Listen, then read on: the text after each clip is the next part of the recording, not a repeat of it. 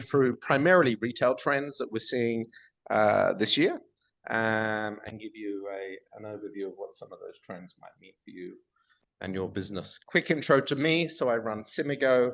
It's a market research agency. Been here a long time. Pretty old guy. Everything that I will be showing you today is available on our consumer intelligence platform called our Cimigo. I'm drawing all the insights that I'll be sharing today from this portfolio of reports, and it also has a built-in functionality where you can go in and ask questions. This is just an example, so you don't have to read the report, because I know none of us have enough time to do that. I'm going to kick off with just big picture. Where are we? This is as of the end of 2024. Just looking at the size of the population, which Jack alluded to. Looking at the value of retail sales, actually down last year in US dollar terms because of the devaluation of the dollar, devaluation of the dong, but also looking at other factors there that give you an idea of what's being spent on advertising, that number of smartphones. You can imagine how important the digital landscape is for reaching consumers in this market. And also the financial infrastructure. We've got most people now, particularly when we look at online shopping, moving away from cash on delivery, as it was dominant just 7 years ago, to now paying with their banking apps. In fact, also skipping mobile wallets that were dominant just 2 or 3 years ago. So a lot of changes. It's a very challenging retail market. It's also very dynamic, and I'm going to run you through that. This is as of Q2. Where's the sort of the big picture for the country at? Probably looking at somewhere between 6 and 7% GDP growth this year. It is very much an economy, for those of you that aren't in Vietnam, that has two real strong important factors. One is manufacturing for export. So you can see some of the export numbers there, and the foreign direct investment that drives a lot of that export, the industrial production index and so forth, but also domestic retail sales. So domestic retail sales account for 55% of GDP. So it's an important factor in the marketplace. And that's really what I'm going to now hone down and focus on, what's happening. These are going to be the key takeaways. I'm just starting with them so you can see them. These are your key takeaways. I will elaborate a little bit on each of them as we go through the presentation, just to give you an idea of the sort of things we'll be talking about, and we'll be wrapping up with. So as I said, 55% of GDP. What's been happening? So this is year-to-date August for all the years shown. And you can see there on the to the far right, 2025, we've got 6.7% growth in retail goods and services. But goods is about 5.5%. This is in dollar terms. It looks better in dong terms, again, because of the depreciation of the dong. It doesn't look as rosy in dollar terms, but some of us might say that's still rosy. But if you're in the market already and you've got your challenge to find growth, it is because retail sales are up 5.5%. Official inflation is nearly 3.5%. So it's hard. It's a tough market. So you take away that inflation number, if you believe it, I would argue real inflation for the consumer is, you could add 10 points to that number because of what actually goes in their basket versus what the government measures. So it's quite a tough market. A lot of growth, a lot of opportunity, but it's not easy. It's quite, many people are challenged. Services have grown nearly 11%. So that's hospitality, tourism related, and other sort of retail services in the marketplace. So there's a lot of growth there, which is also an interesting indicator to some of the things that are happening. Very quickly, tourism. The blue part of this chart is showing you inbound international tourists. As of 2024, it was up 40% over the year before. As of today, it's up 20% over last year in August year-to-date numbers. So that's having an impact. It helps. But really the key driver for the service is domestic tourism. So domestic tourism is seeing huge growth and a lot of opportunity, and also spend. And it alludes to the fact that, people have a fixed amount of discretionary income as to what they can spend their money on. And it's not all going on goods. It's often going on services. Experiences have become really important to the consumer in Vietnam. Historically, everything was about catching up with our regional neighbors and owning durables, owning the latest motorbike, owning the latest car, owning the latest smartphone. But today, a lot of money goes on experiences. And that, for someone in the lower economic class, might be going to a super nice Thai restaurant, or somebody with a bit more money, it might be traveling and climbing up Fansipan, Vietnam's largest mountain, for example. So money is also going on experiences. And since COVID, consumer sentiment has struggled. So people aren't so highly confident. So the blue bar there at the top is the mean for 2019, pre-COVID. Positive sentiment towards the financial future and their spending power was about averaged at 74 in 2019. So it's at 65 today, looking at the last 12 months average. And the other thing that's happened since COVID is people are saving more money. And they're saving more money because their savings got depleted radically during COVID in order to survive. Those of you overseas, there wasn't the level of support that you might have had in your home country in Vietnam. So there's been a real 6 fundamental shifts in behavior, in the way people go shopping, the way they spend money. Big shift to online. I will talk about that very shortly. Consumer price inflation means that whilst the value of retail sales might look okay, the volume for many FMCG players is struggling to grow because a lot of that growth in value is purely in pricing. And this has meant that people have delayed or halted high value items in their purchase, in their spending budgets. They've also decreased a lot in hospitality. So the hospitality industry's had a tough time last year. It's getting a little better this year, but it's not easy. Increased savings, as I alluded to earlier, and a lot of consumers really looking for value, not necessarily cheap, but good value for the money they pay, and not so much premiumization. Before COVID, most major players were strategy focused on rising consumers up a price ladder to more quality products in a single category, premiumization. That hasn't been so popular, certainly not last year. It's a little bit better this year, but it's not fantastic. So some big shifts in the way consumers spend money. There are other shifts that are much more obvious, I think, to many of us who live here. So if I go back to the year 2000, 100% of sales went through wet markets, mom and pop shops, the traditional trade. Now it's 62%. Excuse me for my cough. What's most interesting here is that last year was the first time in absolute terms traditional trade declined. So as a ratio, a contribution of all retail sales, it's been declining for many years, gradually. But last year, in absolute terms, there was a decline in the sales of the traditional trade, which points us to, okay, where are people shopping? That's probably becoming rather obvious to you all. And this kind of highlights how that change has happened over time. So the blue bar is traditional trade, comparing 19 on the far left to last year, 24 on the far right, 62% today. Modern trade at 27%, e-commerce at 11%. The number in the gray box is the number of retail outlets that are modern trade. So the thing that's not traditional trade typically has aircon, self-service for the customer, has a POS machine. So that's where the highest growth has been, up at 11% today. And this is just looking at the number of outlets in the modern trade, and the variance, the percentage change there is the variance in the 9 months to September. So, baby stores, 23% growth, mostly Hong Kong. They've added over 200 stores so far this year. Pharmacy at 17%, mostly Long Chow, and convenience store, mostly Winmart, up 19% or 700 stores just in 9 months. Staggering increase of the number of outlets.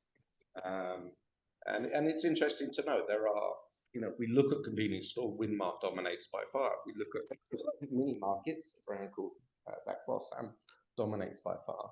Look at baby stores, Hong Kong dominates by far. So both e-commerce and modern trade really changing the nature of the market. It's a fundamental change in the structure of the market that's been going on for the last few years. Which brings me to e-commerce. You know, the digital economy is 8% of GDP today. It's up. If we look at 2015, it was just 1.7% of GDP. 59% of all that money is being spent on online shopping. That's about $22 billion. That's the $22 billion. And if we look at that $22 billion, nearly half of it is with one single platform, Shopee, dominating the market. The next green bar is super interesting. That green bar was just 2% in 2021. That was TikTok. It's now at 19%. So it's the, it's the challenger brand and an aggressive challenger brand against Shopee's space. The next one is Facebook, 16%. That's a multitude, thousands and thousands of individual sellers. Some of the brands that, for those of you who have been around a long time or live in Vietnam, that we saw in the early days of e-commerce, Tiki and Lazada used to be super strong, not so much anymore. You can see how they've declined from 20% in Lazada's case back in 2019 to 4% today. So very dynamic marketplace that we're operating in. So I want to hone down a little bit on online shopping habits for the next few minutes. It's now, it's no longer something people do occasionally, and they're doing it on average 10 times a month.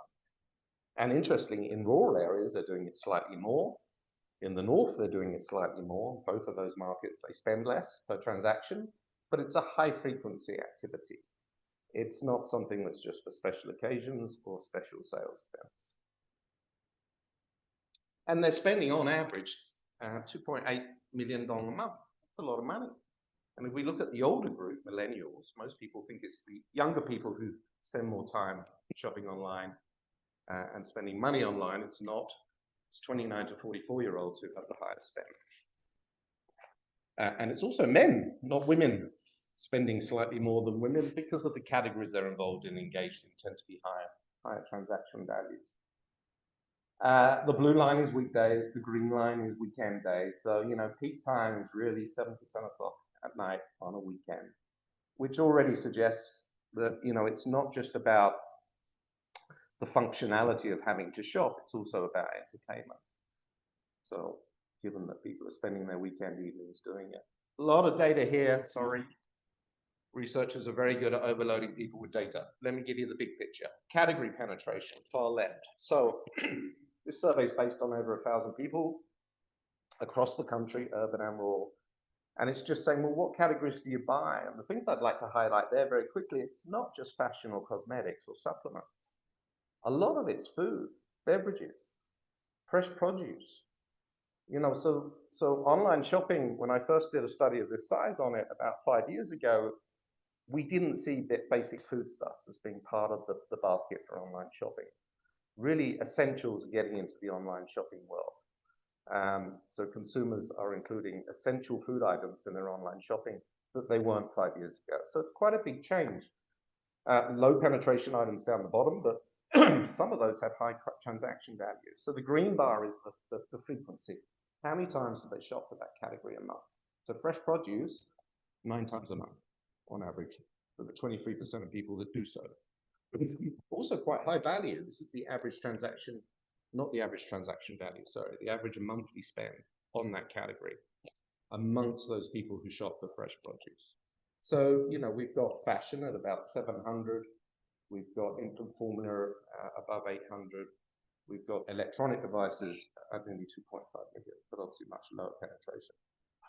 So it's interesting to see how the makeup of an online shopping basket is changing over time. Very quickly, this just says, well, how are the different platforms performing? Some of these are very specialist platforms, like Din Mai San or Taylor Dirong. But so they're never going to be as big as Shopee or TikTok. But again, you can see TikTok, 66% of people have used them. Shopee, 66% have used them in the past 3 months. TikTok, 19%. So Shopee still dominates. It's not just shopping on a platform. 63% report live stream shopping. 53% report shoppable videos. And this is, people are spending their Saturday and Friday nights shopping online. This goes to entertainment again. Let's just have a quick look at how they're doing that and what they're buying. So this on the far left, you saw on the previous slide, it's just the category penetration for online shopping. These two bars are showing respectively in green live stream and in blue shoppable video.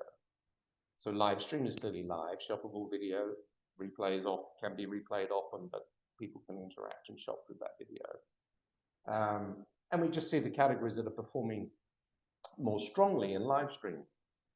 You know, obvious ones, probably no great surprises: fashion, beauty and cosmetics, but even household care for live stream and shoppable video. So an interesting movement. It's obviously shop-attainment type territory. Let's see why people like live stream.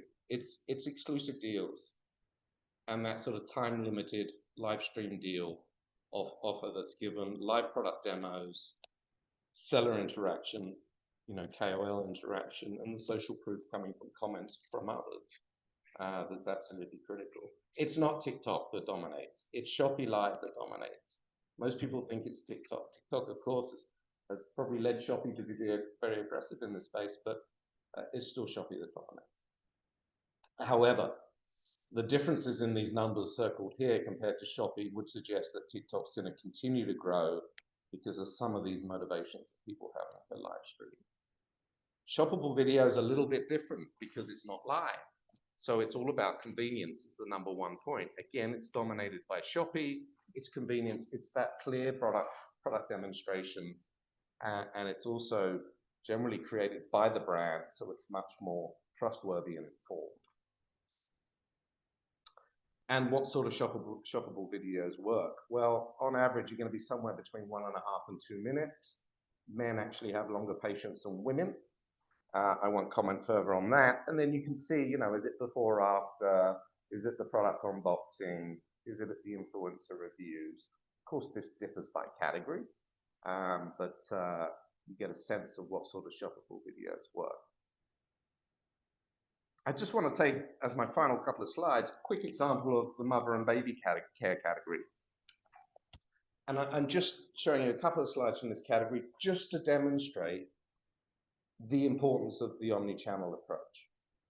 Now, I'm sure anybody in shopper marketing knows this already, but I just want to bring it home for those people that perhaps think they are quite comfortable only selling on one platform or only selling in chain stores. This is how mums shop the baby products. Okay, so 91% are doing it offline, but 71% are doing it online. So clearly people are doing it both, right? We can all add up. Chain stores doing very well for the offline purchase location.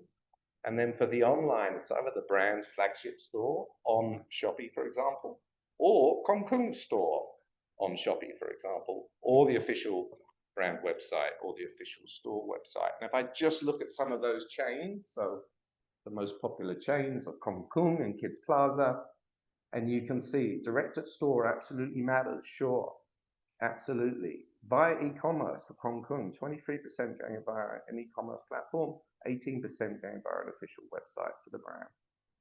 So this idea of being in one channel only doesn't work. You need to build trust and credibility and match what you're doing in store with your online channels and presence. Back to the takeaways, wrapping up. So traditional trade is in decline. It's still massive, but it's in decline. It's modern trade and the digital channel probably where more investment should be diverted for.